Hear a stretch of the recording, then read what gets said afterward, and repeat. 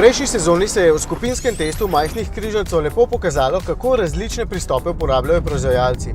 Nekateri prepričujejo s prostornostjo, drugi z voznimi lastnostmi, nekateri z dizajnom, štirikolesnim pogonom in tako naprej.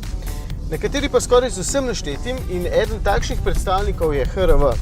Honda je bila pravzaprav ena prvih znamk, ki je popularizacijo križancev pri nas sploh začela. Saj se spomnite prvega HRV, še danes je s tisto škatlasto obliko precej zanimiv. Ampak sedaj imajo novega, ki je v bistvu eden najboljših predstavnikov segmenta, da kar tako razčistimo.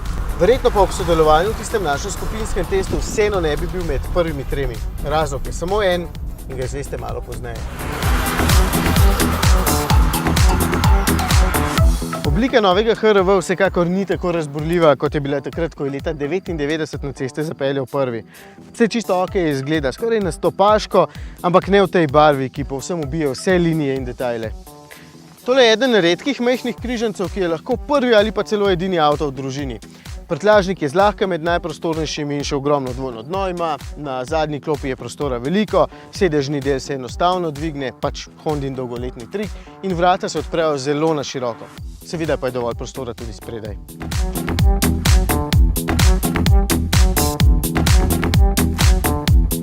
V bistvu notranjost izgleda zelo moderno s tem zaslonom in s temi elektronskimi stikali, me pa zaslon na trenutke vseeno jezi in bi raje imel kakšno klasično stikalo več.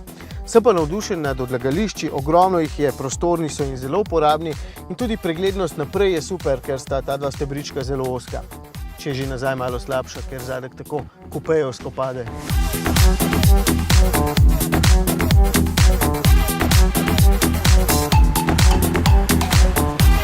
Če se pelje tako navihano kot Mazda CX-3, sprašujete? Ne bi bil kratek odgovor, je pa res, da vozne lastnosti vseeno hvalim. HRV je zelo lepo vodljiv in enostaven, lepo odpušča napake in nasploh vliva veliko zaupanja, kar je pri takšnem avtomobilu še kako pomembno. Eden najboljših je. Menjalnik je tudi natančen, volan lepo komunikativen, nimam pripomb. Niti jih nimam pri motorju. 1,6 litrski turbodizel je res vrhunski. Porabi okrog 5 litrov, pospešuje zvezno in tokrat se mi niti glasen ne zdi. V Civicu se mi je bolj. Vozniško je HRV skratka odličen in tokrat je tudi poln varnostnih sistemov, pri katerih zopet lahko ponovim, lepo bdijo nad voznikom in niso moteči. Jih priporočam.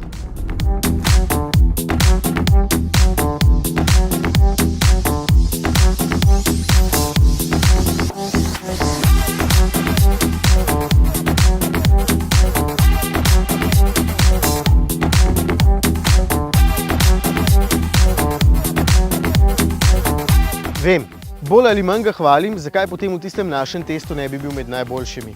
Zaradi cene. Tale stane skoraj 30 tisočakov, pa sploh ni najbolje opremljen.